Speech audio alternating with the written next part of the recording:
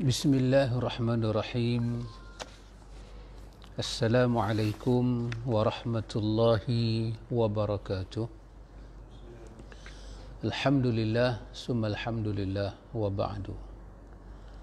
Para penonton, para pendengar, ikhwatul iman, ikhwatu fid din, a'azakumullah wa uhibbukum fillah. Alhamdulillah, summa alhamdulillah. Ikhwan, dengan limpah kurnia daripada Allah Jalla wa'ala, kita boleh berada dalam majlis kita ini. Kita membaca hadis 30 hadis sahih puasa di bulan Ramadan.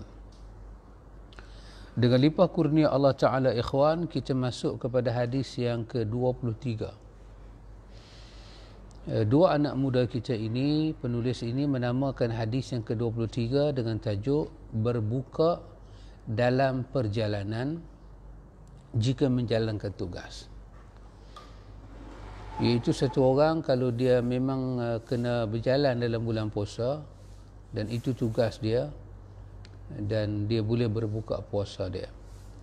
Haddatsana Abu Bakr bin Abi Syaibah, akhbarana Abu Muawiyah an Asim al-Muwarriqin an Anas radhiyallahu anhu qala kunna ma'an nabiy sallallahu alaihi wasallam fi safari famanna as-saimu wa manna al-muftiru qala fanazzalna manzilan fi yawmin harrin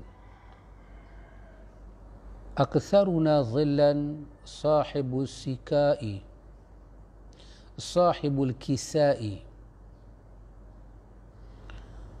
wa minna man yattaqi syamsa biyadihi qala fasaqata as-suwamu wa qama al-mufattirun fadarabu al-abniyata wasaqul rikaba فقال رسول الله صلى الله عليه وسلم ذهب المفترون اليوم بالأجر. Telah menceritakan kepada kami Abu Bakar bin Abu Syaibah, telah mengkhabarkan kepada kami Muawiyah daripada Asim, daripada Muwarriq, daripada Anas radhiyallahu anhu. Dia berkata kami pernah bermusafir, Anas kata kami pernah bermusafir bersama Nabi sallallahu alaihi wasallam. Dan di antara kami ada yang melakukan puasa dan ada pula yang tidak berpuasa. Kemudian di hari yang sangat terik itu kami berhenti di suatu tempat, dan orang yang boleh berteduh hanyalah orang yang mempunyai pakaian. Bahkan di antara kami ada yang berlindung dari sinar matahari hanya dengan tangannya sahaja. Maka orang yang berpuasa pun jatuh kerana lemah. Dan sebaliknya orang yang tidak berpuasa masih tetap teguh, masih mampu menghancurkan bangunan dan masih kuat memberi minuman haiwan tunggangan mereka. Maka Rasulullah sallallahu alaihi wasallam bersabda, hari ini orang yang berbuka telah menuai pahalanya. Hadis ini diriwayatkan oleh Imam Muslim. Wallahu ta'ala alam, ikhwatul iman, ikhwatu fid din, Allah Ta'ala yang maha mengetahui. Hadis ini berkaitan dengan satu orang yang bermusafir, dia dibenarkan buka puasa, boleh buka puasa. Dan itu terjadi di zaman Nabi, pernah terjadi. Dan dikala mereka musafir itu, kata Anas, sangatlah ini terik matahari, yaumin harrin, hari itu hari sangat panas. Siapa yang ada pakaian bolehlah ambil pakaian tu buat teduhan, buat bumbung dia berteduh. Tapi siapa yang tak ada orang tu buat ambil tangan supaya matahari tak kena muka dia. Yang mana buka puasa masih ada tenaga, boleh buat kerja, pecah batu, buat bangunan, bagi kenderaan makan. Yang mana puasa dalam suasana lagu tu, Allah dah lembik terkulai dah. Nabi SAW kata pada orang yang berbuka puasa, mereka telah mendapat ganjaran. Kita kata mereka telah mendapat gaji mereka. Zahabal mufattiruna al-yawm bil ajri. Hari ini orang yang buka puasa dah dapat dah. Dengan mereka buka puasa, mereka dapat kekuatan dan mereka mengambil rukhsah yang diberikan oleh Allah Ta'ala. Baik ikhwan, secara kita ambil secara pelajaran dulu, secara tasawur, secara pelajaran kita nak ambil pada hadis ni. Yang pertama ikhwan, Allah Subhanahu wa Ta'ala apabila dia suruh kita buat satu benda, Allah Jalla wa'ala tidak pernah memberi kepada kita suatu ganjaran yang kecil di atas sesuatu urusan yang dia suruh kita buat. Sama ada urusan itu urusan dipanggil sebagai fardu, wajib untuk dilaksanakan, atau wajib untuk dijauhi, ditinggalkan. Ataupun urusan itu dikatakan urusan yang mandu, sunat dikerjakan atau sunat ditinggalkan. Melainkan Allah Ta'ala akan menyediakan ganjaran pahala yang sangat besar, sangat agung dan istimewa. Pahalanya Allah Ta'ala sediakan di belakang perintah, sesuatu perintah yang dia suruh kita buat atau suatu larangan yang suruh kita tinggal. Ganjaran yang dia bagi di belakang itu, sama ada ganjaran dunia atau akhirat, dia akan balik manfaat kepada diri hamba itu. Sehingga kan apabila hamba itu mendapat ganjaran yang Tuhan bagi, dia akan tersenyum. Cuba tengok satu contoh dalam hadis ni. Dia keluar dengan Nabi dalam keadaan bermusafir pada Yaumul Har, hari yang sangat panas terik. Tiba-tiba Allah Ta'ala menurunkan hukum kepada Rasul yang dia cintai, bagi tahu kata boleh buka puasa. Itu satu ganjaran. Musafir keluar, ada kerja berat, boleh buka puasa. Bila boleh buka puasa, mereka yang dapat buka puasa ni tersenyum indah. Orang yang tak mau buka puasa pun Nabi tak marah juga. Atas dia lah, dia tak mau buka puasa, dia nak puasa dan dia mampu tahan segala derita itu. Dia akan mendapat ganjaran kerana tak buka puasa. Ketika dia nak buka puasa waktu maghrib, dia akan dapat kegembiraan, kebahagiaan yang tersendiri. Dua-dua orang ini, seorang yang mengambil rukhsah, seorang yang mengambil azimah. Rukhsah bermakna dia ambil kelonggaran yang diberikan kepada dia. Dan seorang lagi, dia berpegang, dia tak mau, dia nak teruskan puasa dan dia mampu menghadapi cabaran musafir. Dia akan tetap bergembira ketika waktu dia berbuka. Sebagaimana kawan bergembira ketika mengambil rukhsah. Masuk musafir, terus dia buka puasa dia. Dia seronok, dia gembira, dia happy. Dua-dua orang ini ikhwan, kerana mereka berada di atas jalan Tuhan, dua-duanya pasti akan gembira. Allah tidak pernah mengecewakan mana-mana hamba dia yang mentaati perintah dia. Subhanallah. Kita bermusafir, kita dibenarkan sembahyang jamak qasar. Lohak 2, asar 2. Boleh buat dalam waktu lohak, boleh buat dalam waktu asar. Sama dengan orang tak bermusafir, mereka duduk di tempat masing-masing, mereka buat lohak 4 dalam waktu lohak dan asar 4 dalam waktu asar. Mereka taat kepada Allah dengan cara mereka kerana mereka mukim tidak musafir. Kita taat kepada Allah dengan cara kita kerana kita bermusafir tidak mukim. Kedua-dua orang ini akan mendapat kebahagiaan walaupun sifat solat mereka berbeza. Kenapa sifat solat mereka berbeza? Kerana syariat dan ahkam yang Tuhan turunkan, kondisi dan situasi. Ini orang buat 2, ini orang buat 4. Ini orang buat dalam waktu masing-masing, ini orang buat dalam bentuk jamak, menghimpunkan 2 sembahyang dalam satu waktu. Kedua-duanya dalam kegembiraan dan pahala. Kenapa? Kerana kedua-duanya di atas syariat Allah Jalla wa'ala.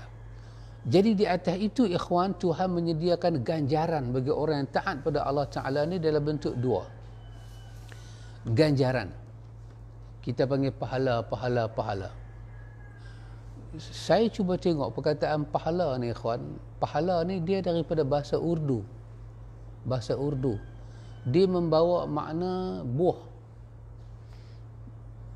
Ada orang yang jual buah kita tengok di sebelah Pakistan sana, dia akan sebut benda macam ni.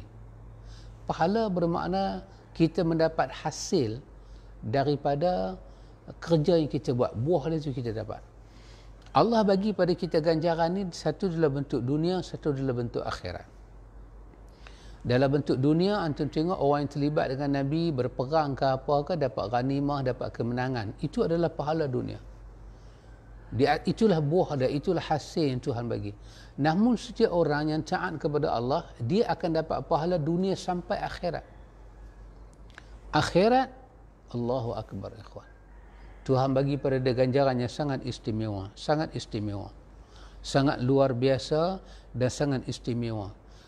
Pada hari seorang hamba yang semasa hidup di dunia, dia berbuat sesuatu perkara kerana Allah. Dia berbuat sesuatu perkara di atas nama Allah dan kerana Allah, untuk Allah. Hari Tuhan memberi buah hasil usaha dia, sama ada dunia dan akhirat, dia akan tersenyum, dia akan seronok, dia akan mendapat ketenangan yang sangat dahsyat. Kerana hubungan ruh dengan Tuhan ini sangat istimewa. Hubungan ruh dengan Tuhan, dia mencipta keajaiban dan dia mencipta suatu ketakjuban dalam hidup. Apabila ruh ni mati berhubung dengan Tuhan, maka dia akan mencipta kesempitan hidup.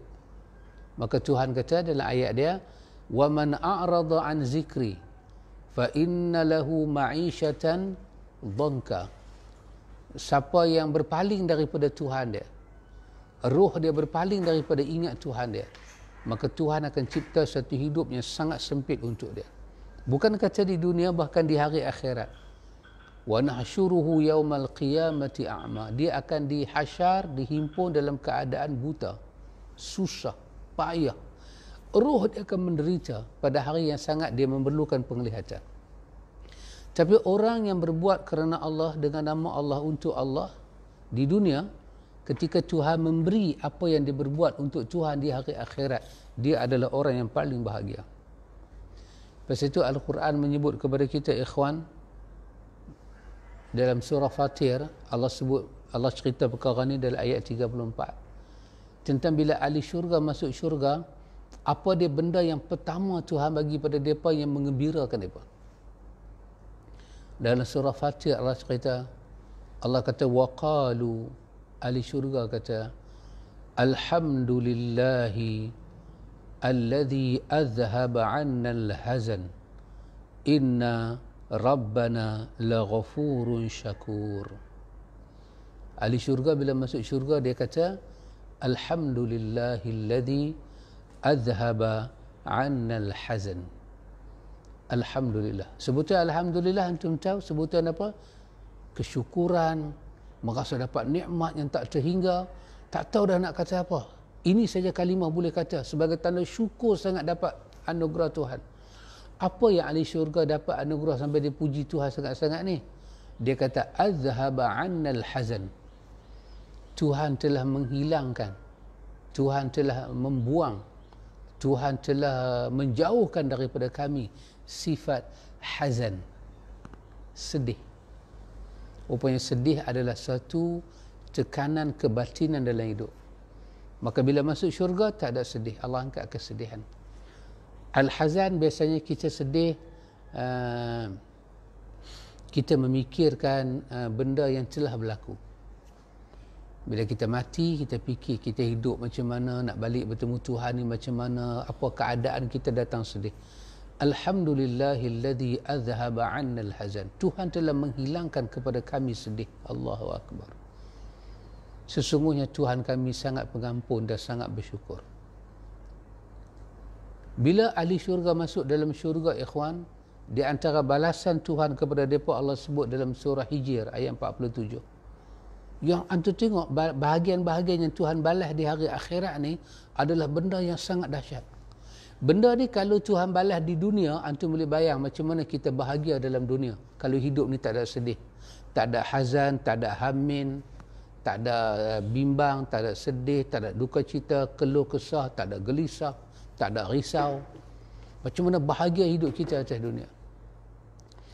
Bila masuk syurga, malapetaka kebatinan itu Allah Ta'ala angkat dulu. Lepas tu bila ahli syurga nak masuk dalam syurga, apa Tuhan bagi kepada mereka? Dalam Al-Hijr 47, anda tengok, kalau ini kita dapat dalam dunia ni saya tak tahu ikhwan hidup kita ni aman macam mana, tak tahulah. Allah Ta'ala kata apa? Wa naza'na ma fi sudurihim min ghillin ikhwana ala sururim mutaqabilin. Allah kata bila mereka masuk dalam syurga, wa naza'na, kami cabut, kata Allah Ta'ala, wa naza'na, kami cabut, ma fi sudurihim, daripada dada-dada mereka, min ghillin, daripada satu penyakit hati nama dia ghil. Ghillin ni apa dia ikhwan? Dendam, dengki, iri hati, sakit hati. Bila masa penyakit ini tengok orang tu senang, kita tak boleh duduk, ghillin, macam mana aku nak jatuhkan kawan tu. Penyakit hati yang kronik, ghil. Pasal itu dalam ayat kan, Rabbana la taj'al fi qulubina ghillan lilladzina amanu Rabbana innaka raufur rahim. Ya Allah, janganlah campak dalam hati kami ni ghil, dendam, kesumat, busuk hati, buruk hati sampai nak lihat orang tu susah dan dia bertindak bagi orang tu susah. Bila ahli syurga masuk syurga, Allah Ta'ala rentak benda ni ikhwan. Sehingga kan ahli syurga jadi macam mana? Ikhwanan, bersaudara, macam saudara kandung. Dan mereka boleh duduk di atas surur, di atas katil, mutaqabilin, sambil beradab, hang beradab aku beradab hang. Tak ada dendam hati. Ini adalah anugerah Tuhan. Di atas apa? Di atas ketaatan, kesalehan, kewarakan, mujahadah kita hidup dalam dunia kerana kita iman. Maka hadis yang kita baca ni ikhwan, dia beritahu pada kita, apabila Allah Ta'ala benarkan orang bermusafir ni buka puasa kerana sesuatu urusan berat dan kerja dia pun berat, itu adalah suatu ajar, suatu buah, itu hasil daripada ketaatan dia pada Allah dan keringanan hukum yang Tuhan bagi kepada dia. Nabi kata mereka telah menuai pahala mereka sekarang dengan dia berbuka puasa, dan di hari akhirat ada ganjaran dia. Nanti dia akan qada balik puasa tu bila dia balik ke kampung dia, di hari akhirat dia akan dapat. Dunia dia dapat buka puasa dan tak dikira berdosa, di hari akhirat ada ganjaran lagi untuk dia. Inilah Allah Jalla wa Ala ikhwan, yang selalu pemurah dengan hamba-hamba dia. Hadis yang ke-24 ikhwan. Kita tengok hadis yang ke-24. Penulis meletakkan hadis yang ke-24 ini di atas tajuk ganjaran berpuasa di jalan Allah bagi mereka yang mampu. Wa haddatsana Muhammad bin Ramhin bin al-Muhajir akhbarana al-Laythi an ibn Hadi an Suhail bin Abi Salih an Nu'man bin Abi Ayyash an Abi Sa'id al-Khudri radhiyallahu anhu qala Rasulullah sallallahu alaihi wasallam ma min 'abdin yasumu yawman fi sabilillahi illa ba'adallahu bidzalika al-yawmi wajhahu 'anil nari 70 kharifan. Dan telah menceritakan kepada kami Muhammad bin Rumhi bin al-Muhajir, telah mengkhabarkan kepadaku Al-Laythi daripada Ibnu Hadi, daripada Suhail bin Abu Salih, daripada An-Nu'aim, daripada An-Nu'man, daripada An-Nu'man bin Abi Ayyash, daripada Abu Sa'id Al-Khudri radhiyallahu an. Dia berkata, Abi Sa'id kata, Rasulullah sallallahu alaihi wasallam telah bersabda, tidaklah seorang hamba berpuasa sehari di jalan Allah kecuali Allah akan menjauhkan wajahnya daripada api neraka sejauh 70 musim. Allahu Akbar. Hadis ni hadis Imam Muslim. Hadis ni pula ikhwan bagi tahu lah ikhwan peringkat dahulu di mana puasa datang setelah 2 tahun duduk di Madinah baru datang puasa. Lepas tu pula puasa yang pertama, bila puasa yang pertama terjadinya pada Ghazwatul Badr. Terjadinya peperangan Badar. Berlaku satu ma'rakah yang besar, pertempuran yang besar dalam bulan puasa. Dan Nabi antu tengok sangat takut dalam keadaan itu. Takut orang muhajirin tak bagi bantuan dalam peperangan itu. Dan itu adalah tahun yang kedua duduk di Madinah dan nak develop masyarakat Madinah. Allahu Akbar. Nak puasa dan nak berjihad. Nak puasa, nak pertahankan agama Allah. Allah ikhwan, bukan senang. Bukan senang. Dulu saya ingat ada satu doa yang saya pun rajin baca. Diajak oleh para ulama kita. Allahumma ahyina bihayatil ulama wa amitna bimauti syuhada wahsyurna yaumal qiyamah ma'a zumratil awliya. Ya Allah, hidupkanlah kami sebagai hidupnya para ulama. Para ulama ini ikhwan, mereka cuba sedaya upaya nak bagi sesuaikan, nak bagi sama hidup mereka dengan Nabi utusan. Mujahadah, berperang, mendidik umat itu dan ini, khusah. Siang puasa, kemudian difardukan lagi peperangan yang pertama ikhwan. Orang Islam tak pernah perang. 13 tahun duduk di Madinah, di Mekah, hidup dengan sabar aja. Orang katuk kepala pun sabar. Itu Nabi hantar satu rombongan pergi ke Habsyah. Nabi kata, pergilah di sana. Di sana ada satu raja yang baik. Pergilah kepada sahibul Habsyah ni. Allahu Akbar. Bila masuk ke Madinah, tahun pertama, tahun kedua, barulah perang. Dia tak tahu nak perang macam mana ikhwan. Puasa lagi, Allah suasana sangat takut. Sampai Nabi kata, ya Allah, kalau binasalah bala tentera ni di atas muka bumi ni, ya Allah, tak ada siapa nak sembahang dah. Begitu dahsyat. Maka Allah Ta'ala memberi khabar gembira kepada orang yang puasa. Dan dia kena terlibat di jalan Allah. Nabi kata apa? Nabi kata, Allah kata, Muhammad bagi tahu kepada mereka, ma min abdin yasum yauman fi sabilillah. Mana-mana hamba aku yang dia masuk sabilillah walaupun sehari. Walaupun sehari dalam bulan Ramadan, walaupun sehari, dan dia puasa. Walaupun dia nak buka puasa boleh, tapi katalah dia puasa, dia sayang, dia tak mau buka puasa, dia puasa, maka Muhammad bagi tahu pada dia, illa ba'adallahu, malaikat ba'adallah, Tuhan akan jauhkan dia bizalikal yaum, dengan satu hari dia puasa itu, wajhahu, Tuhan akan jauhkan wajah dia daripada api neraka sab'ina kharifa, selama 70 musim. Setahun ada berapa musim ikhwan? 70 musim. Kalau kita kata setahun ada satu musim, 70 musim, 70 tahun. Subhanallah. Musim bertukar. 4 bulan bertukar musim, 4 bulan bertukar musim, 4 bulan bertukar musim. Maka Allah bagi pada dia, maknanya dia jauh dengan neraka tu, jauh sungguh-sungguh.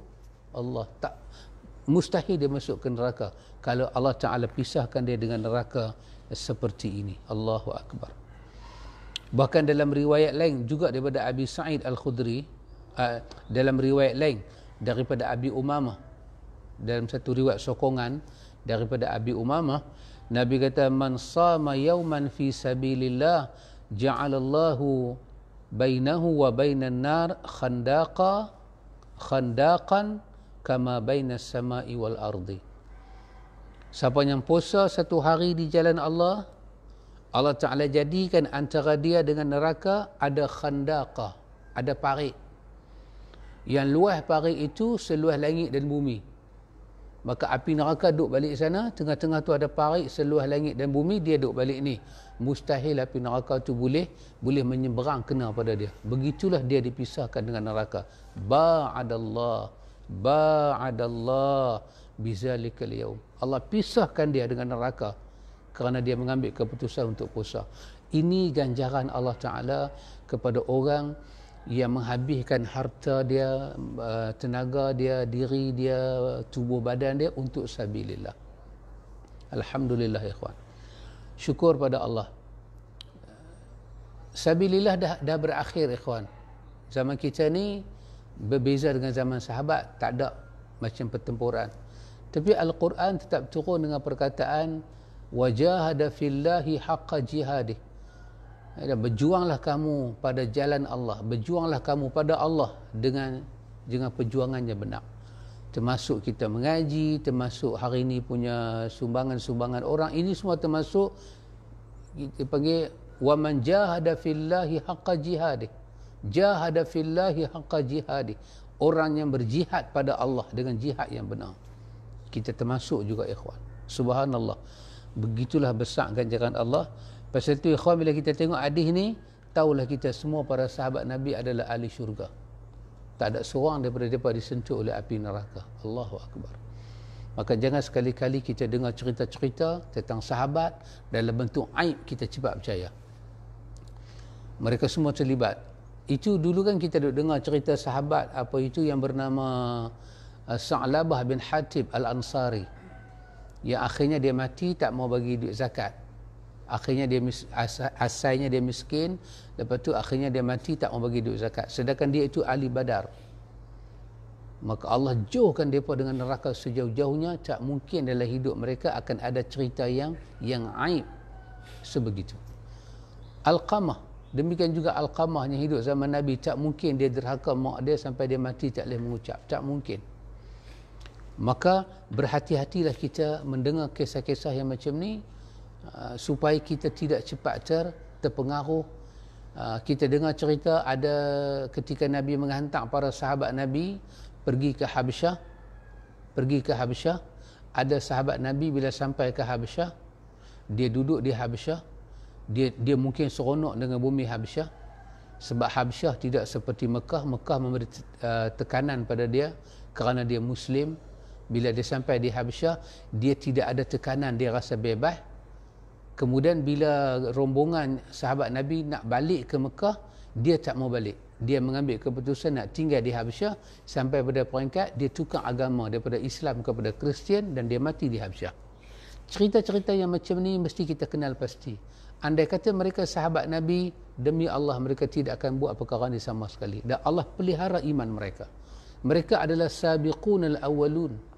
Mereka adalah generasi yang pertama sambut agama ini. Allah pelihara mereka.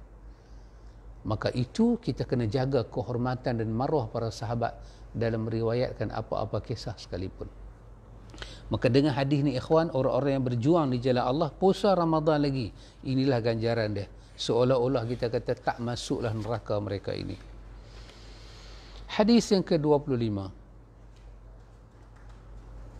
Berpuasa Ramadan diiringi puasa 6 hari di bulan Syawal. Saya tambah sikit hadis yang tadi itu. Kita ni ikhwan duduk pada zaman la juga ada bahagian sabilillah. Ada ayat sebut fi sabilillah, ada ayat sebut fillahi haqqa jihadih. Jadi atas usaha baik kita dalam bulan puasa, bagi orang tu buka puasa, charity sana, charity sini, semua ini ada ganjaran. Mesti ada ganjaran dan balasan daripada sisi Allah Jalla wa'ala. Hadis yang ke-25. Berpuasa di bulan Ramadan diiringi puasa 6 hari di bulan Syawal. Dah habis dah kita puasa Ramadan, kita jumpa 1 Syawal, 29 Ramadan kita tengok anak bulan. Kalau nampak, maka Ramadan dikira 29, besoknya 1 Syawal. Kalau tak nampak, esoknya kira 30 Ramadan, lusa 1 Syawal. 1 Syawal haram puasa. Dia adalah yaumal farhah was surur, yaumal akli was syurbi, kata Umar. 1 Syawal adalah hari seronok, gembira, hari makan, hari minum, jangan siapa puasa. Dan Nabi mengharamkan kita puasa 2 hari raya, raya haji dengan raya puasa. Tapi bila dah masuk 2 Syawal adalah hari yang tidak diharamkan kita puasa. Maka kalau dah nak start puasa sunat Syawal, dah boleh start puasa sunat Syawal berdasarkan hadis ni.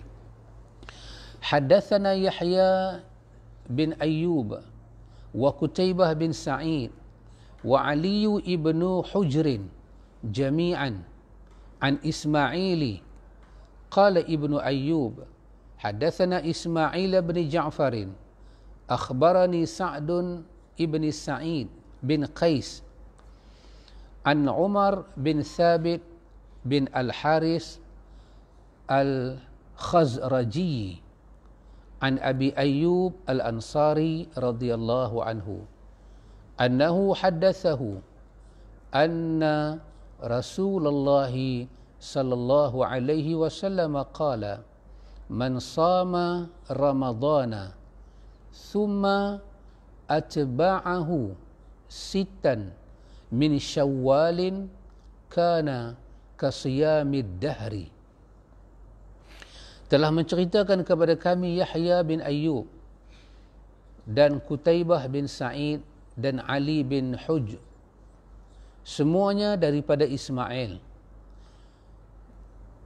Ibnu Ayyub berkata, telah menceritakan kepada kami Ismail bin Ja'far, telah mengkhabarkan kepadaku Sa'ad bin Sa'id bin Qais daripada Umar bin Thabit bin Al-Haris Al-Khazraji daripada Abu Ayyub Al-Ansari radhiyallahu anhu, bahawa dia telah menceritakan kepadaku, Abi Ayyub cerita, bahawa Rasulullah sallallahu alaihi wasallam bersabda, siapa yang berpuasa Ramadan kemudian diiringinya dengan puasa 6 hari di bulan Syawal, maka demikian itu seolah-olah berpuasa sepanjang tahun. Hadis ini riwayat Imam Muslim, juga ada daripada At-Tirmizi dan ada daripada Imam Ahmad. Hadis ini menceritakan pada kita adanya puasa sunat sesudah puasa Ramadan. Sebelum Ramadan ada puasa sunat di bulan Syaban, Nabi puasa lebih sikit. Kemudian kita masuk Ramadan 30 hari direct. Kemudian berhenti sehari. Kemudian masuk Syawal. Syawal di situ ada puasa sunat yang nama dia sunat 6 Syawal. Ikhwatul iman, dalam mazhab Syafi'i, An-Nawawi menggunakan perkataan, dia kata fihi dalalah sarihah li mazhab Asy-Syafi'i wa Ahmad wa Daud. Kata Imam Nawawi, di sini ada dalil yang jelas bagi mazhab Syafi'i, bagi mazhab Ahmad dan mazhab Daud. Mereka semuanya telah sepakat fi istihbab saumi hadhihi sanah, iaitu mereka semua telah pun sepakat pada menyatakan puasa 6 itu sunat setelah diikuti dengan puasa Ramadan. Dah puasa Ramadan, jangan tak puasa Ramadan. Tak puasa Ramadan, tiba-tiba Syawal dia buat, tak ada makna lah. Siapa yang sempurna Syawal, siapa yang sempurna Ramadan dia, lepas itu diikuti dengan 6 hari daripada bulan Syawal. Dari segi kesahihan hadis ini, dia sahih, dia riwayat Muslim, dia diterima. Maknanya masyru', puasa 6 Syawal ini adalah masyru', dia adalah benda yang masyru', disyariatkan, dan dia tak masuk daripada puasa-puasanya orang kata bid'ah, tidak, dia daripada puasa-puasa sunnah yang sabit dalam riwayat yang sahih. Cumanya ikhwan, Imam Malik dan Imam Abu Hanifah yakrahu, dia memakruhkan puasa dalam bulan Syawal. Imam Malik dan Imam Abu Hanifah kata makruh. Imam Malik sebut dalam Muwatta' dia kata ma ra'aitu ahadan min ahli al-ilmi yasumuha. Aku tak tengok seorang pun daripada ahlul ilmi yang ada di Madinah ni yang puasa. Aku tak tengok. Qalu fayakrahu li alla yazunnu ujubuhu. Maka depa memakruhkan puasa ni kerana depa takut dianggap itu sebagai satu puasa yang wajib. Imam Nawawi kata, wa dalilu Syafi'i, dalil Imam Syafi'i dia muwafaqah dengan hadis yang sahih dan hadis yang jelas. Kata Imam Nawawi, idza sabata sunnah, ini bagus perkataan Nawawi, idza sabata sunnah la tatruku litarki ba'dhin nas. Kalau satu benda itu sabit kata dia sunnah dalam riwayat yang sahih, janganlah kita tinggalkan kerana ianya ditinggalkan oleh sebahagian manusia. Ada sebagian manusia tinggal. Janganlah kita tinggal setelah dia sabit dalam sunnah kerana ditinggalkan oleh sebahagian orang. Jadi para ulama menerima puasa Syawal itu, walaupun ada mazhab lain kata makruh, dan depa yang kata makruh ni ada dia punya sisi pandang dia. Dan depa juga, Imam Malik juga ada pandangan dia tentang rawi-rawi dalam hadis ni. Jadi secara jumhurnya ulama menerima masyru'nya puasa 6 hari Syawal. Kalau kita tengok dalam kitab-kitab seperti macam dalam Subulus Salam ke dalam mana, dijelaskan dia kata pada 2 Syawal itu kita dah boleh start dah puasa, sebab dia bukan hari haram puasa. Cumanya para ulama kita ada bincang, bila kita nak start puasa Syawal, janganlah kita start ketika kemeriahan Syawal tu masih ada. Sebab orang mai rumah kita bertandang ke rumah orang sedia jamuan. Macam Sayyidina Umar kata, Yaumus surur, Yaumal farhah was surur. Hari ni hari seronok, hari gembira. Hari kita bertukar-tukar juadah makanan. Orang Melayu kata bermaaf-maafan, zahir dan batin. Tiba-tiba kita bertandang rumah orang bertandang rumah kita, sedia makanan, kita tak makan. Dan kita kata, ini saim, saya puasa. Yalah, kalau orang tak marah kita tak apalah, tapi perangai lagu tu seolah-olah kita ni macam orang tak potong steam. Duk ada 10 orang, 9 makan, seorang tak makan. Dah rasa macam tak syok lah. Jadi puasa lah. Puasa bagi mungkin nak puasa lepas seminggu ke apa. Tapi keputusan hukum fiqhnya ialah dia balik kepada diri tuan yang nak puasa. Kalau dia kata dia nak puasa pada raya kedua, kita tak boleh kata apalah, itu hak dia. Itu hak dia. Puasa sunat itu menjadi hak masing-masing. Dia nak puasa, dia puasa. Tapi eloklah kita puasa, jangan ketika kemeriahan itu masih diraihkan oleh orang duk bertanda rumah kita. Jadi seminggu lepas ke, kalau kita get ready nak puasa, itu mungkin eloklah. Kecuali kita ni rumah kita orang tak mai, bolehlah nak puasa. Kemudian kita duduk di rumah tak buat apa, anak-anak kita pun geng puasa, kita pun geng puasa. Kata dah 2 Syawal ni kita bukan masak apa pun. Nak masak apa, laki kecil manis, bini kecil manis. Minum air saja pun gula naik. Minum air tawar pun gula naik. Puasa lah. Tapi janganlah kita matikan kemeriahan itu. Jadi siapa yang puasa 6 Syawal selepas sempurna Ramadan, dia dapat pahala di sisi Allah yang besar seperti mana puasa setahun. Allahu Akbar. Tengoklah ganjarannya Allah Ta'ala bagi pada kita, ikhwan. Hadis yang ke-26. Hadis yang ke-26 berkenaan dengan penulis kita, dia buka tajuk makanan sunnah ketika berbuka puasa. Kita buka puasa, pastikan pemakanan kita sunnah. Apa dia pemakanan sunnah? Haddatsana Muhammad bin Rafi' qala haddatsana Abdur Razzaq qala akhbarana Ja'far ibn Sulaiman an Thabit an Anas bin Malik radhiyallahu anhu qala kana an-nabiy sallallahu alaihi wasallam yuftiru qabla an yusalliya ala rutabatin fa in lam takun rutabatun fatumairatun fa in lam takun tumairatun hasawatin min ma'in. Telah menceritakan kepada kami Muhammad bin Rafi', telah menceritakan kepada kami Abdur Razzaq, telah mengkhabarkan kepada kami Ja'far bin Sulaiman daripada Thabit, daripada Anas bin Malik radhiyallahu an, bahawa Nabi SAW selalu berbuka dengan kurma basah sebelum solat. Jika baginda tidak mendapati kurma basah, maka baginda berbuka dengan kurma kering. Dan jika tidak mendapat kurma kering, maka baginda berbuka dengan meneguk 3 kali air. Hasawati minal ma', dengan beberapa kali tegukan. Hadis ini hadis riwayat Tirmizi, riwayat Abi Dawud dan riwayat Ahmad. Dan hadis ini adalah hadis yang sahih.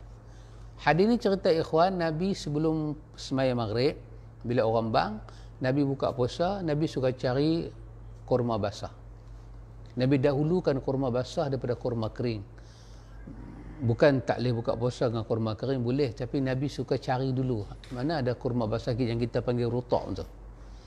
Kalau yang tu tak ada, Nabi tetap buka puasa dengan kurma, dengan tamar, kita panggil tamar, tetap buka puasa dengan kurma kering, buka puasa. Kalau yang tu pun tak ada, Nabi tak merongot, Nabi tak kata apa dah puasa hari ni apa, tak ada darah, tak ada. Nabi minum air Zam-Zam, Nabi minum seteguk, 2 teguk, Nabi, kita kata Nabi minum air tu, lepas tu Nabi pergi semayang. Dah habis semayang tu, barulah bertanya kut ada apa-apa baki-baki nak makan. Itu cara buka puasa yang ada dalam hadis Nabi. Buka puasa begitulah. Bukan seperti sebahagian sangkaan orang, dia kata buka puasa dengan benda manis. Kalau tak ada kurma, dia kata cari manis, cari kuih-kuih manis ke, susu ke, madu ke. Tak. Buka puasa sunnah dengan kurma. Bahasa kita panggil kurma. Bahasa hadis dia kata rutab. Lepas rutab jatuh kurma. Tak ada rutab, carilah tamar. Tak ada tamar, makan apa yang ada. Macam kita, kalau kita kurma tak ada, apa tak ada, makan karipak, makanlah karipak sahabat Syam kita, sedap karipak daging dia, RM6.50, 10 sedap. Pak anda kalau sekali ambil 12 pek, Pak nak ambil. Sedap. Ada sarding, ada ayam, tapi sarding kena order awal lah. Jadi tak apa. Tapi sebelum kita makan benda-benda lain, makan ketayap ke, kita makan setengah orang makan cik ayu ke, setengah orang makan, Pak Cik buka puasa makan apa tu? Kuih pau. Pak Cik buka puasa makan kuih pau. It's okay. Pau pun pau lah. Ini pun tak mengapa. Yang sunnahnya ialah masukkan dalam mulut kita kurma. Dekat kita ni mungkin perkataan kurma tu tak ada beza kan, tapi dalam hadis dia suruh cari rutab dulu, kurma panggil rutab, kurma basah. Tak ada kurma tu, cari tamar bermakna kurma kering, dia tak basah dah. Lepas kita makan sebiji ke 2 biji, 3 biji, lepas tu kita nak makan kuih-kuih ni, makan lah. Lepas tu kita minum air, lepas tu apa kita buat? Solat dulu. Dah habis kita solat, barulah kita datang makan, orang kata yang agak heavy sikit, nak makan nasi ke, nak makan bubuk ke, kanji ke, makanlah. Maka itu cara Nabi, dia menjaga bahagian buka puasa dan dia menjaga bahagian solat, beribadat kepada Allah Jalla wa'ala. Maka itu saja yang sangat mudah buka puasa cara Nabi ni, sangat mudah ikhwan. Dan itu adalah sunnah. Siapa-siapa mengikut cara Nabi dengan niat mengikuti sunnah Nabi, dia akan dapat pahala yang besar daripada sisi Allah Jalla wa'ala. Baik, hadis yang ke-27, iaitu ganjaran memberi makan kepada orang yang berbuka puasa. Haddatsana Hannad qala haddatsana Abdul Rahim bin Sulaiman an Abdul Malik bin Abi Sulaiman an Ata an Zaid bin Khalid al-Juhani qala Rasulullah sallallahu alaihi wasallam man fattara sa'iman kana lahu mithlu ajrihi ghaira annahu la yanqusu min ajri as-sa'imi syai'a. Telah menceritakan kepada kami Hannad, telah menceritakan kepada kami Abdul Rahim bin Sulaiman, daripada Abdul Malik bin Abu Sulaiman, daripada Ata, daripada Zaid bin Khalid al-Juhani radhiyallahu anhu, dia berkata, Rasulullah sallallahu alaihi wasallam, Zaid bin Khalid al-Juhani kata, Rasulullah sallallahu alaihi wasallam telah bersabda, barang siapa yang memberi makan pada orang yang berbuka, dia akan mendapat pahala seperti orang yang berpuasa tanpa dikurangkan pahala orang yang berpuasa sedikit pun. Hadis ini riwayat Tirmizi, hadis ini hadis yang sahih. Man fattara sa'iman, siapa yang bagi orang yang puasa berbuka. Kita carilah para sa'imin ini, kita buat iftar ini, orang puasa, kita bagi dia makan. Biar dia buka puasa dengan makanan kita. Ima seteguk ayam, ima sebiji korma, ima sebungkus nasi, ima mertabak ke apakah, bagilah. Bagi dia buka puasa dengan makanan kita. Maka masa dia lapar, dia buka puasa dengan makanan kita. Kita buat itu kerana Allah. Nabi kata Allah bagi pahala apa? Pahala kita kekal duk ada. Pahala dia satu hari dapat pada kita tanpa dia kehilangan pahala dia. Dia tetap dapat pahala dia. Jadi kita seolah-olah puasa sehari dapat pahala 2 hari. Allahu Akbar. Tengoklah ganjaran Tuhan pada kita. Berkat dia, rahmat dia. Allahu Akbar. Bagi orang buka puasa makan ni rezeki lah, ya Allah. Bagilah orang makan buka puasa. Tapi orang kita dia panggil moreh kan more ni ada 2 makna. Kalau more yang kita duk tengok sebagian orang dia faham makanan lepas daripada tarawih, dia kata more. Tapi ada setengah tempat bila kata more tu dia maksud buka puasa. Jadi ni untuk moreh ni, saya duk fikir maksudnya lepas tarawih, rupanya tak. Moreh dia tu maksud dia buka puasa. Jadi perkataan moreh tu dia ada makna yang berbeza pada sebagai tempat. Kalau moreh dengan makna bagi makan orang berpuasa, itu betul, itu morehnya sunnah. Tapi kalau moreh dengan makna kata bagi makan orang yang dah lepas tarawih, yang tu tak dapatlah pahala ni. Yang tu dapat pahala biasa-biasa ajalah. Jadi itulah orang mencari ini. Boleh bagi makan ikhwan. Macam kita sekarang ni kan, kita keluar polis jaga sana, kita keluar rela jaga sana, kita beli makanan bagi kat mereka. Mereka duk jaga keselamatan ni. Oh, pahala kita besar ikhwan. Jadi ini adalah jalan-jalan meraih keberkatan Ramadan untuk sampai ke syurga. Hadis yang ke-28. Kebahagiaan orang yang puasa. Allahu Akbar. Orang yang puasa ni ada kebahagiaan ikhwan. Allahu Akbar.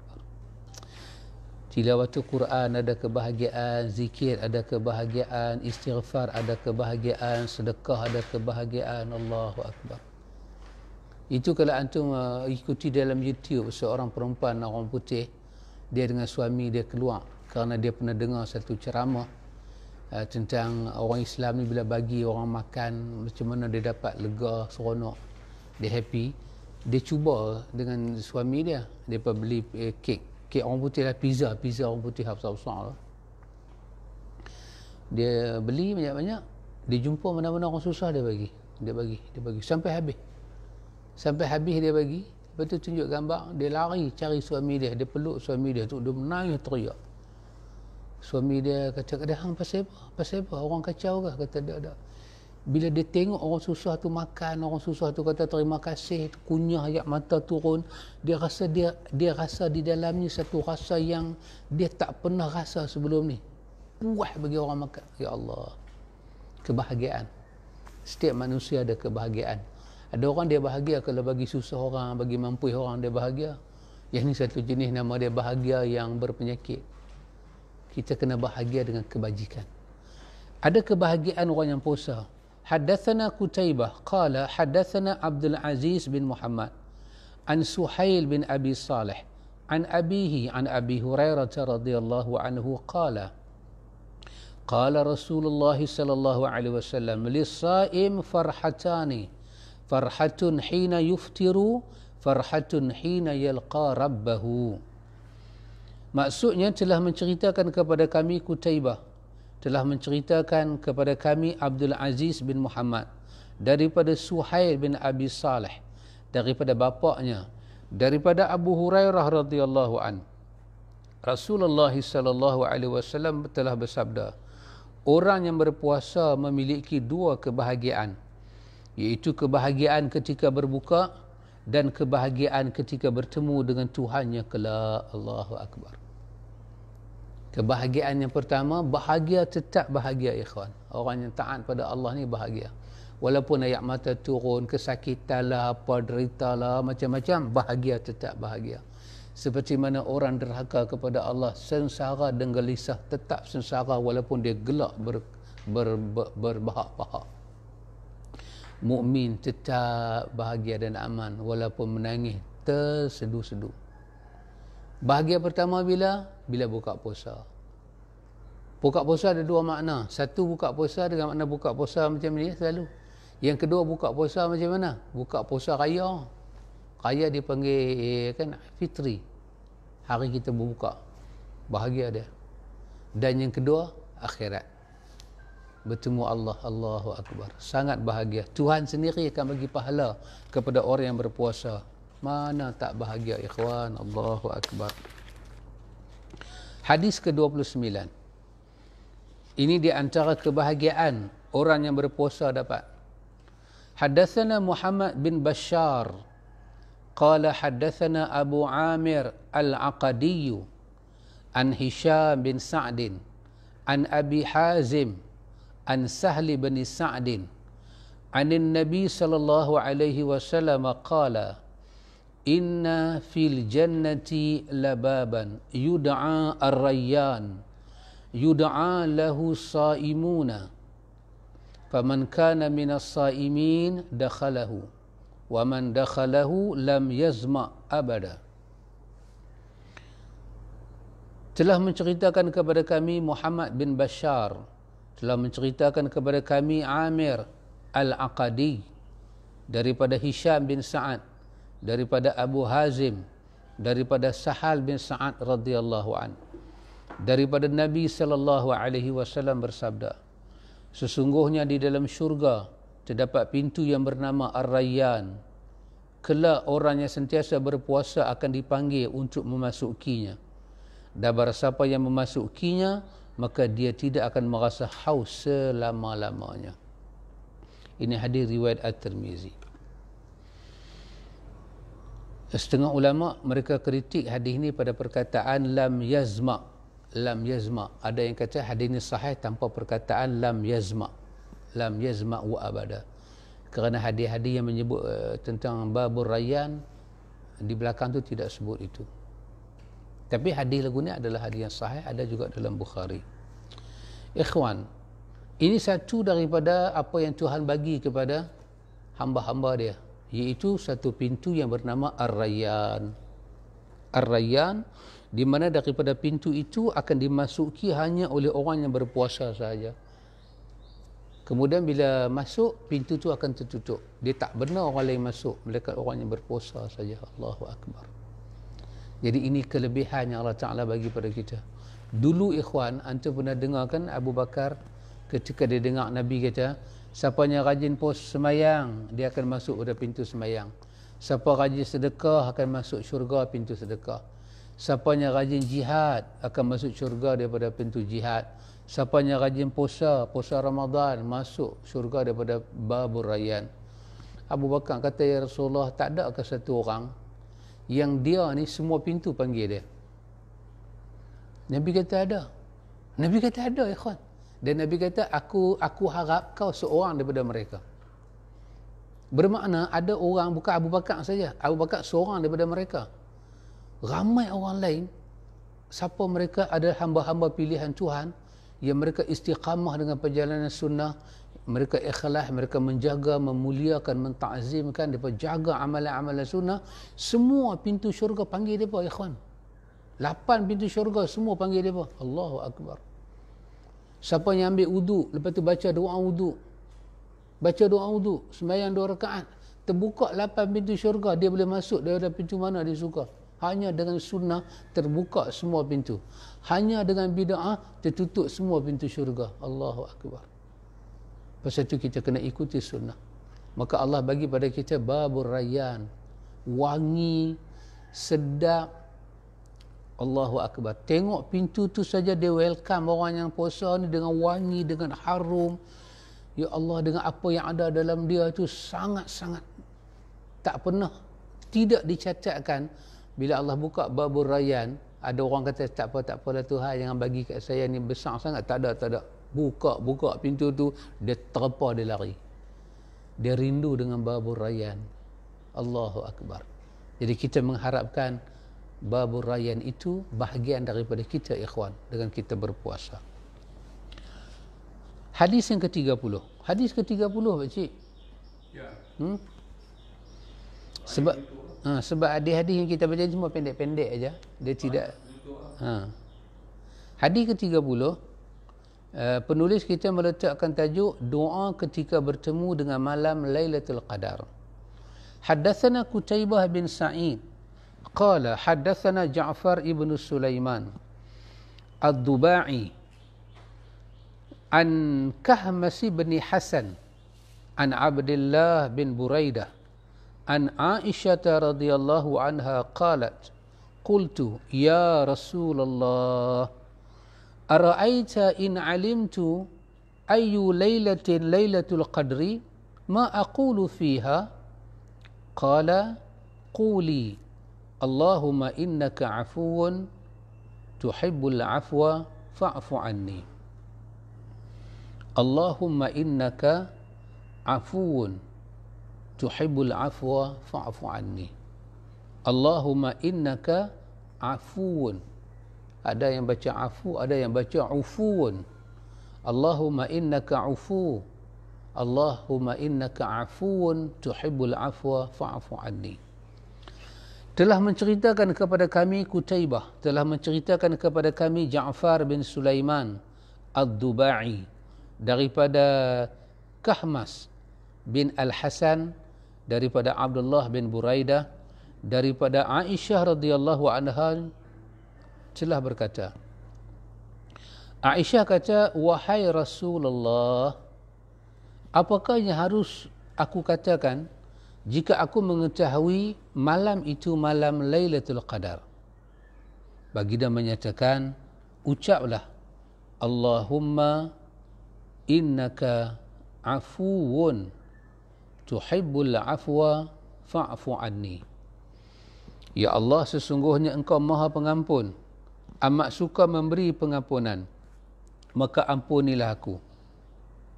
Hadis ini adalah hadis yang hasan sahih riwayat At-Tirmizi. Apakah kita nak ucap ikhwan ketika dalam bulan Ramadan 10 malam terakhir ketika kita melalui Lailatul Qadar, dan kita tahu menghidupkan malam Lailatul Qadar itu besar fadilat dan diampun dosa kita oleh Allah. Dan kalau kita dapat malam itu lebih baik daripada 1000 bulan. Maka Nabi ajak kepada Aisyah, kalau kita melalui malam-malam Al-Qadar, start 20 puasa, itu dikira malam 21, kita perbanyak baca doa ni. Dalam sujud kita boleh baca, dalam rokok, dalam kita punya tahiyat akhir kita baca. Luar semayang pun kita boleh berwirid lagi. Allahumma innaka afuwun tuhibbul afwa fa'fu anni. Kita perbanyakkan baca. Ya Allah, engkau lah, ya Allah, sesungguhnya engkau ini pemaaf, ya Allah, pemaaf, sangat mencintai memberi kemaafan, maka maafkanlah saya, ya Allah. Itu yang banyak kita ulang. Kita nak doa-doanya lain semua boleh, tapi dalam kita berdoa dengan doa-doanya lain, dengan keberkatan doa yang ada, dengan makbul doa yang ada, doa ni jangan lupa. Jangan kita lupa minta pada Allah. Allahumma innaka afuwun tuhibbul afwa fa'fu anni. Lepas kita sujud, kita kata subhana rabbiyal a'la, kita kata Allahumma innaka afuwun tuhibbul afwa fa'fu anni, sekali, dua kali, tiga kali. Doa antara dua sujud. Lepas kita sujud pula subhana rabbiyal a'la, Allahumma innaka afuwun tuhibbul afwa fa'fu anni. Saat kita duduk pula dalam tahiyat akhir, baca tahiyat abidah fil alamin innaka hamidum majid, kita boleh baca doa-doa lain. Doa minta jauh daripada dajjal, daripada api neraka, azab kubur, fitnah hidup dan fitnah mati. Allahumma innaka afuwun tuhibbul afwa fa'fu anni. Boleh minta rezeki, minta sihat. Allahumma innaka afuwun tuhibbul afwa fa'fu anni. Bila Allah Ta'ala ampun dosa kita, ikhwan, itulah kemuncak dia. Kita dapat segala-galanya. Maka itu Nabi ajak kita apa yang patut kita ucap. Dan itu adalah hadis yang ke-30. Ikhwan, dengan berakhirnya hadis ke-30, berakhirlah kita punya 30 hadis ini. Kita tengok satu penutup dia. Pakcik ada penutup dia? Ada. Alhamdulillah, segala puji bagi Allah, telah dengan keizinan dan limpah rahmatnya, penulis telah berjaya mengumpul 30 hadis sahih bagi dijadikan rujukan untuk masyarakat. Penyebaran hadis palsu di kalangan masyarakat menjadi satu kebimbangan apabila hadis-hadis tersebut disandarkan kepada Rasulullah sallallahu alaihi wasallam. Penulis berpendapat bahawa hadis palsu tidak seharusnya disebarkan kerana ia merupakan pendustaan terhadap Rasulullah sallallahu alaihi wasallam, yakni menyandarkan kepada baginda secara dusta sesuatu yang tak pernah baginda katakan maupun amalkan. Oleh itu, penulis berusaha mengumpulkan 30 hadis sahih ini supaya masyarakat dapat berpegang dengannya secara lebih yakin dan melaksanakan perkaranya lebih jelas dalam mengimarahkan bulan Ramadan. Ini betul ikhwan. Kadang-kadang main petua bukan-bukan. Kita ni ikhwan, kalau kita nak Allah Ta'ala bagi pada kita Lailatul Qadar, pertama kita tunjuk dengan kesungguhan kita mencari, dengan menjaga ibadat. Lepas tu kita minta lah sendiri. Tak perlu doa apa-apa pun. Pakai doa daripada naluri kita, jiwa kita. Ya Allah, rezekikanlah saya dengan malam Lailatul Qadar. Doa daripada jiwa kita cukup. Tak payah duk cari dalam buku tu, dalam buku ni. Wali tu ajak baca doa ni 100 kali, yang ni baca 7 kali. Tak perlu ikhwan. Tak perlu pun. Doa ni ud'uni astajib lakum. Kau nak apa? Setelah tahu kelebihan Lailatul Qadar, ya Allah bagilah saya dapat Lailatul Qadar seumur hidup saya sekali, ya Allah bagilah saya dapat, ya Allah pertemukanlah saya dengan dia, ya Allah izinkanlah saya beribadat pada malam Lailatul Qadar. Saya percaya dengan semua cakap Nabi-Mu, kekasih-Mu, ya Allah. Minta pada Allah apa yang kita nak minta. Maka bila kita duk pergi belajar, orang abang pada kita bacalah yang ni, ya Hayyu ya Qayyum, baca ni berapa kali? 100 kali. Lepas tu baca doa Lailatul Qadar. Lepas tu lepas semayang subuh ke semayang fardu ulang 7 kali. Ini semua nama dia merepek pep. Banyak sangat dia punya merepek. Ya Allah, saya nak Al-Qadar, bagi kat saya, ya Allah. Dah tunjuklah kesungguhan kita. Hadis-hadis yang terdapat dalam buku ini telah disusun mengikut bilangan nombor hadis yang terdapat dalam kitab hadis, didahului dengan kitab Sahih Bukhari, kitab Sahih Muslim dan kitab Sunan Tirmizi. Pada setiap bahagian hadis juga disertakan takhrij hadis, iaitu sumber daripada mana hadis tersebut diperolehi. Diharap dengan terhasilnya buku ini akan masyarakat dapat melaksanakan ibadat puasa mereka dengan mengamalkan apa yang benar menurut sunnah melalui pendekatan diri dengan hadis-hadis sahih mengenai bulan Ramadan yang bakal tiba tak lama lagi, dan dapat menghindari hadis-hadis palsu yang disebarkan kepada Rasulullah sallallahu alaihi wasallam. Hadis palsu tak benar sama sekali. Di antara hadis yang termasuk dalam hadis palsu apa dia ikhwan? Hadis yang menceritakan malam pertama sembahyang tarawih ini pahala dia, malam kedua ini pahala dia. Ini dah malam ke berapa kita sembahyang tarawih? Ini malam ke-12 pakcik. Kita sembahyang tarawih. Jadi ada pahala dia. Disandarkan hadis itu kepada Ali. Ibn Qayyim menolak secara total dan fatal. Hadis itu tidak pernah, tak ada sandaran daripada Nabi. Tapi orang percaya.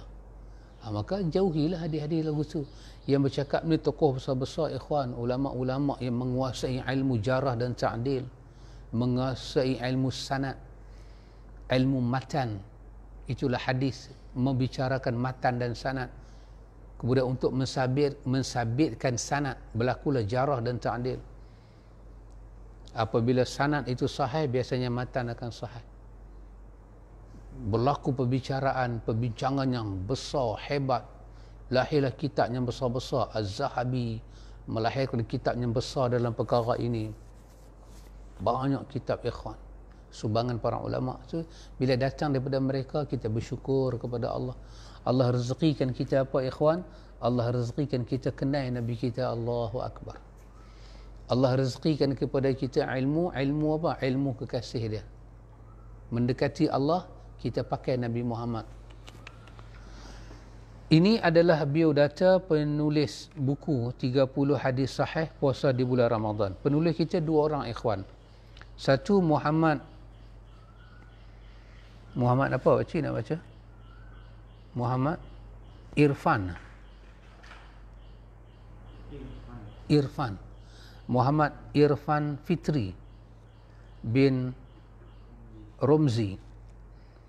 Penulis kita yang pertama Muhammad Irfan Fitri bin Romzi, mahasiswa tahun 3 ijazah sarjana muda pengajian sunnah dengan pengurusan maklumat yang menuntut di Fakulti Pengajian Quran dan Sunnah Universiti Sains Islam Malaysia Kampus Nilai Negeri Sembilan. Beliau kini merupakan yang di-Ketua Persatuan Mahasiswa Fakulti Pengajian Quran dan Sunnah sisi 2019 sampai 2020 dan juga pengelola laman Hakaza Sunnah di Facebook. Beliau mula meminati bidang hadis sejak berada di bangku sekolah lagi. Saya secara peribadi mengucapkan terima kasih kepada Ustaz Muhammad Irfan Fitri Romzi. Penulis kita yang kedua adalah Nur Afikah binti Abdul Razak, mahasiswi tahun 3. Oh, kalau laki-laki siswa, perempuan siswi. Tahun 3 ijazah sarjana muda pengajian sunnah dengan pengurusan maklumat yang menuntut di Fakulti Pengajian Quran dan Sunnah Universiti Sains Islam Malaysia Kampus Nilai Negeri Sembilan. Beliau merupakan Setiausaha Agung Sekretariat Sunnah Pengurusan Maklumat sisi 2019 dan 2020. Beliau juga turut meminati bidang hadis dan berharap agar dirinya dapat menyumbang kepada masyarakat dalam bidang ini. Allahu Akbar. Terima kasih pada dua anak muda ini. Semoga Allah merahmati hidup mereka, ilmu mereka, rezeki mereka, kesihatan mereka. Seorangnya Ustaz Muhammad Irfan Fitri, seorangnya Ustazah Nur Afikah. Saya terima kasih kerana saya menumpang ilmu mereka. Dengan usaha mereka ini, orang seperti saya ini yang tidak tahu banyak tentang dunia hadis dapat belajar, dapat membaca. Jazakumullahu khairan. Khairan, terima kasih banyak-banyak di atas bantuan mereka kepada saya. Berjumpalah saya dengan 30 hadis sahih berkenaan dengan Ramadan. Kita baca hari itu daripada 1 Ramadan, hari Jumaat, sampailah kita hari ini. Hari ini ada hari ini 11 Ramadan ke Pakcik? Hari ini 11 Ramadan. Bermakna kita baca 11 hari 30 hadis. 11 hari 30 hadis, hari pendek-pendek. InsyaAllah panjang umur ikhwan, besok kita sambung lagi dengan hadis-hadisnya lain daripada penulisnya lain pula. Terima kasih juga kepada Ustaz Nan yang bagi salah ni kat saya. Ustaz Nan, Ustaz Adnan Saad, tuan guru kita daripada Paya Terbong. Tanpa Ustaz Nan maka akan hilanglah keayuan dunia ini. Dahsyat. Ada soalan? Boleh? Masuklah. Kita jawab soalan.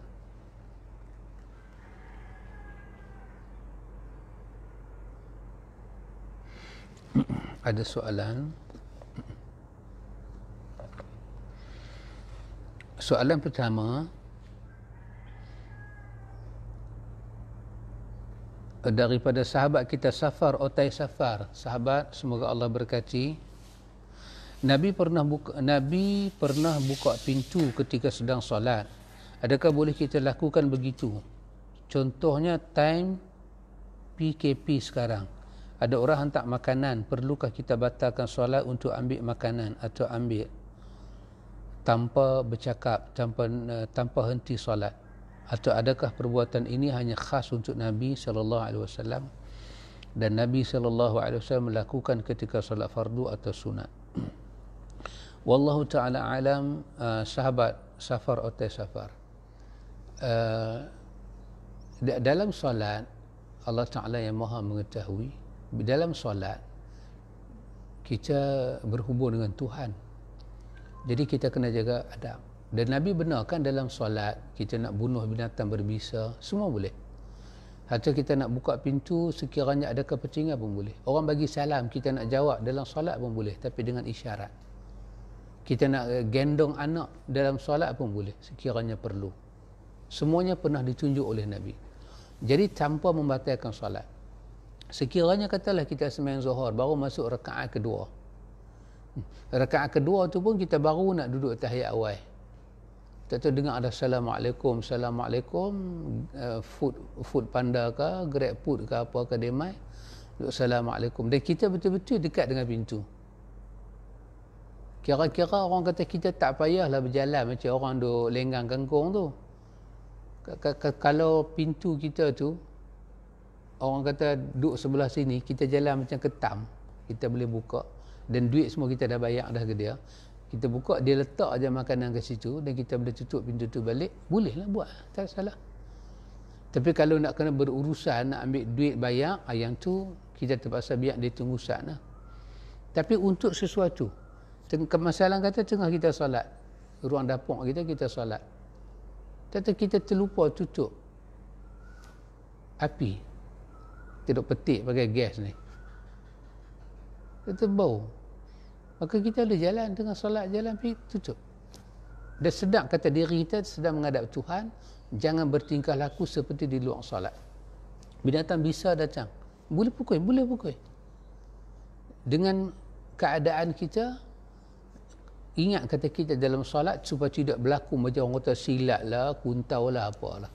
Kesemuanya boleh. Itu bukan saja khusus untuk Nabi, bahkan dalam syarah kepada Fathul Mu'in juga disebut bahawa Nabi dukung budak, tak timbul masalah, tak timbul budak tu pakai pampers ke, tak pakai ke, khatan ke, tak khatan ke budak tu. Bila Nabi qiyam, Nabi dukung budak tu. Nabi nak rokok, Nabi letak budak tu. Nabi sujud, Nabi letak tepi budak tu. Sekali Nabi pegang balik budak tu. Kesemua itu tidak dianggap batal solat. Boleh sahabat, sekiranya kita boleh menjaga peradaban kita, jaga elok-elok. Mazhab Syafi'i ada ulama-ulama menyebut tentang pergerakan besar, anggota besar 3 kali.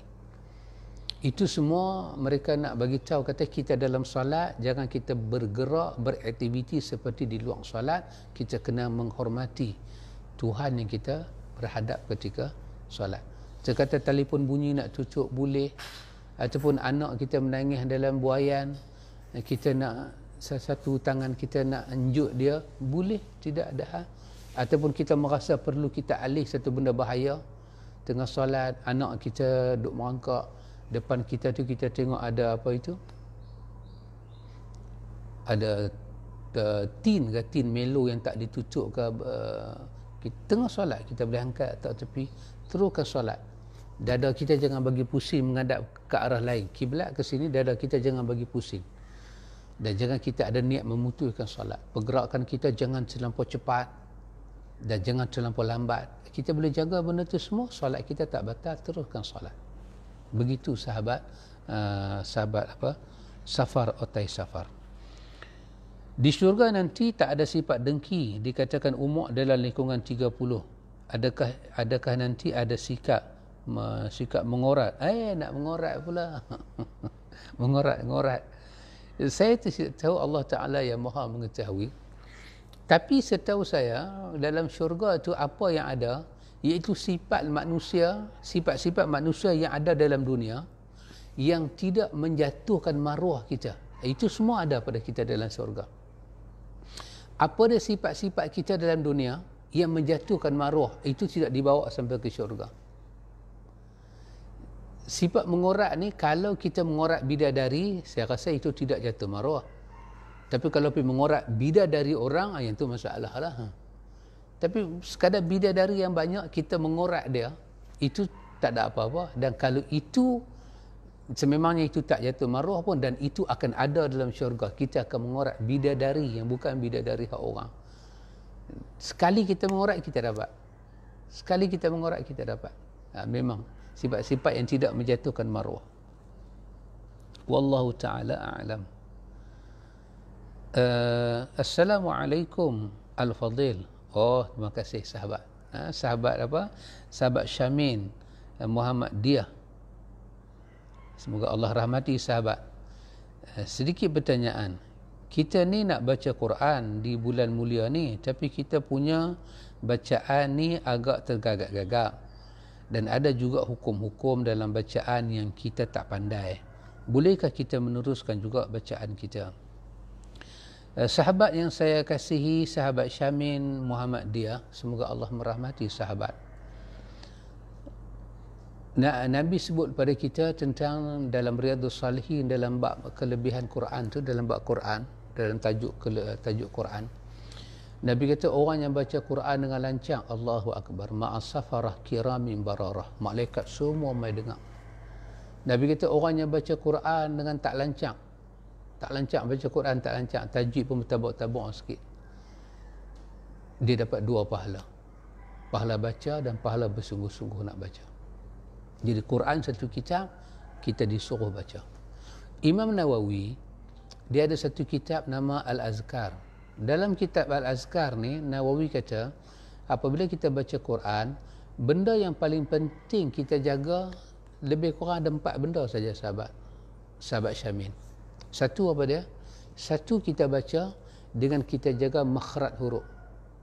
Ha kita sebut ha. Ha kita sebut ha. Ha kecil, ha besar kan? Jadi jangan tukar. Huruf tu jangan tukar. Kalau dia bunyi sa, as, dengan sin, as, kita bagi bunyi hamas, as. Tapi kalau dia bunyi as dengan sa, kita kena baca dengan sa. Itu bermakna kita jaga makhraj huruf. Kita kata ihdinas siratal mustaqim. Kita jangan baca kita baca Itu bermakna bagi dia punya hak huruf.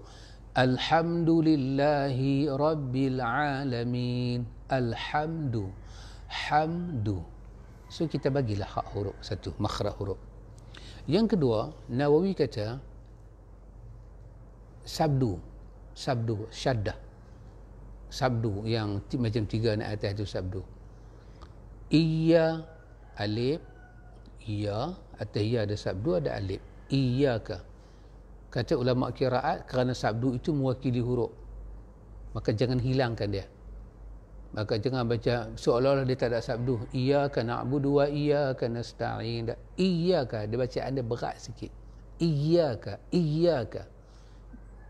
Satu makhraj, kedua sabdu. Ketiga baris. Jangan tukar baris. Ataupun tukar huruf yang tak boleh tukar. Baris, jangan tukar baris. Kalau itu dia melibatkan makna. Kalau baris itu berubah, makna akan jadi berubah.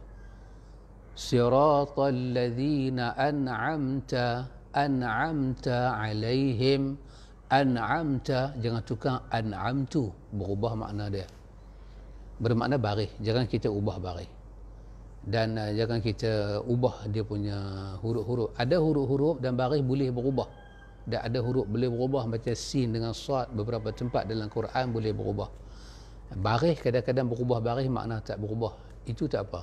Tapi secara umum ni kita jaga, jangan kita ubah baris. Baris yang tertulis dalam Quran tu, huruf yang tertulis, jangan kita ubah. Kecuali Quran itu benar akan kita ubah. Kadang-kadang kita baca Quran macam ayat apa tu? Innama anta muzakkir.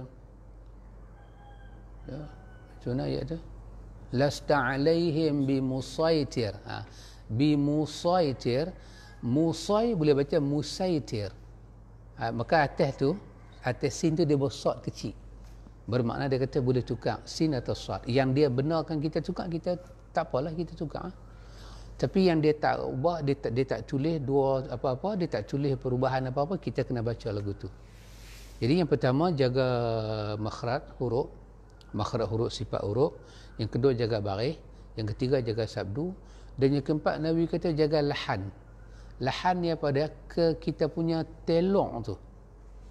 Jangan sampai bila kita baca Quran, dia kalau orang Jawa seketika bunyi Jawa. Dia tak bunyi lughatul Arab. Jangan sampai hilang Quran punya fasahah tu. Macam ya, kecuali memang lidah tak boleh sebut. Macam orang-orang India kan, Allahu Akbar, Samiallahu liman hamidah, asyhadu an la ilaha illallah. Telok dia itu mengubah, tapi itu dia tak boleh buat apa masa lidah dia. Kita jangan begitu.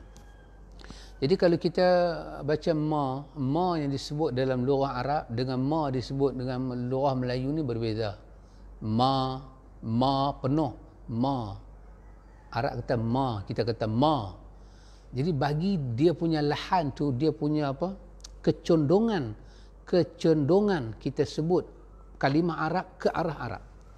Jangan sampai lahan tu orang Kedah bunyi Kedah, orang Banjar bunyi Banjar. Tak boleh. Itu saja kita kena jaga, sahabat Syamil. Itu sahaja. Adapun kita dari segi tajwid, terkurang dengung, terkurang panjang, itu semua dapat dimaafkan. Cuma kita atasi dengan kita belajar daripada masa ke semasa. Tapi 4 perkara ni kita jaga, insya-Allah. Bacalah Al-Quran. Sememangnya Quran diturunkan untuk dibaca oleh orang-orang yang hidup. Baik. Ada soalan lain daripada sahabat Abu Haq. Semoga Allah merahmati sahabat Abu Haq saya yang saya kasihi. Assalamualaikum Ustaz. Benarkah kita patut mengimarahkan setiap hari Jumaat dalam bulan Ramadan dengan meningkatkan amalan berbanding hari lain? Sebagai contoh, kita melaksanakan solat sunat qiyam Ramadan dengan lebih dari hari-harinya lain. Atau hanya mengkhatamkan Quran pada hari Jumaat sahaja. Wallahu ta'ala alam, Allah ta'ala maha mengetahui. Sahabat yang saya hormati, sahabat Ustaz Abu Haq. Hadis daripada Abu Hurairah dalam riwayat Muslim. Nabi kata, janganlah kamu beribadat pada malam Jumaat dengan beribadat pada malam Jumaat dengan suatu ibadat yang kamu tidak beribadat pada malam-malam lain. Dan janganlah kamu berpuasa pada hari Jumaat dengan satu puasa yang kamu tak pernah berpuasa pada hari-hari lain. Jangan kamu khususkan. Apa yang kita nak buat pada hari Jumaat yang kita rasa lebih, ialah apa yang Nabi ajak. Kalau hari Jumaat tu Nabi kata kita habiskan surah Kahfi, berselawat banyak pada Nabi, kita pergi Jumaat awal, kita mandi Jumaat, kita memperhiaskan diri kita wangi-wangian untuk Jumaat, ada doa yang makbul pada hari Jumaat, kita buat itu. Jangan kita khususkan. Kita kata kerana hari ini hari mulia, kerana kita merasakan dia mulia, kita nak buat satu benda yang istimewa. Tak. Ibadat tetap kena ikut dia punya SOP dia, acuan dia daripada Nabi SAW. Ikut cara Nabi. Kalau kita nak khatam Quran, kita boleh baca satu hari 5 juzuk. 5, 10, 15, 20, 25, 30. Maknanya 6 hari ya. Isnin, Selasa, Rabu, Khamis, Jumaat, Sabtu. Kata kita start Ahad. Ahad, Isnin, Selasa, Rabu, Khamis, Jumaat. Jumaat khatam. Kita jenis orang hafaz Quran, dia satu hari dia baca 5 juzuk. Bermakna dalam masa 6 hari, 5 hari dia khatam Quran. Kalau memang itu dia punya aktiviti dia, tak apa. Tapi kalau kita ada dengan tak ada apa-apa, ini hari Jumaat ni nak baca surah lebih, lepas tu mai hari Sabtu jadi kendor balik. Jangan begitu. Jadi kalau kita nak lebih pun, kita ajak diri kita apa yang Nabi suruh buat hari itu. Apa Nabi suruh buat hari Jumaat lebih daripada malam Jumaat lagi. Al-Kahfi, selawat pada Nabi. Kita puasa hari Khamis. Nabi ajak kita bersedekah. Kita buat yang tu. Cukup kita buat sekadar itu. Amalan itu tidak akan membebankan kita, dan kita akan balik bertemu Allah. Allah Ta'ala akan terima kita. Tak payahlah sempena Jumaat dalam bulan puasa, lebih buat tu. Cari jalan khatam juga Quran pada hari Jumaat kerana dia bulan puasa. Tidak. Selagi tidak ada petunjuk daripada Nabi, saya berpandangan tak perlu kita ke arah itu. Cuma kita bersyukur pada Allah, hari Jumaat itu ada kelebihan tersendiri, Ramadan ada kelebihan tersendiri. Kita gabung benda itu, kita meningkatkan doa kita pada Allah. Kita sungguh-sungguh berdoa pada Allah. Semoga Allah menerima ibadat kita. Semoga Allah merahmati sahabat saya, sahabat Abu Haq, Nuh, Naufa dan keluarga seluruhnya. InsyaAllah itulah di antara soalan-soalan yang kita jawab pada hari ini. Semoga Allah berkati kita. Ada soalan lain, Encik? Ada. InsyaAllah pada esok hari kita akan cuba tengok hadis-hadis yang lain pula. Semoga Allah memberi kebaikan pada kita dunia sampai akhirat. Hayakumullah, barakallahu fikum, wa ila liqa. Subhanakallahumma wa bihamdika, asyhadu an la ilaha illa anta, astaghfiruka wa atubu ilaih. Assalamualaikum warahmatullahi wabarakatuh.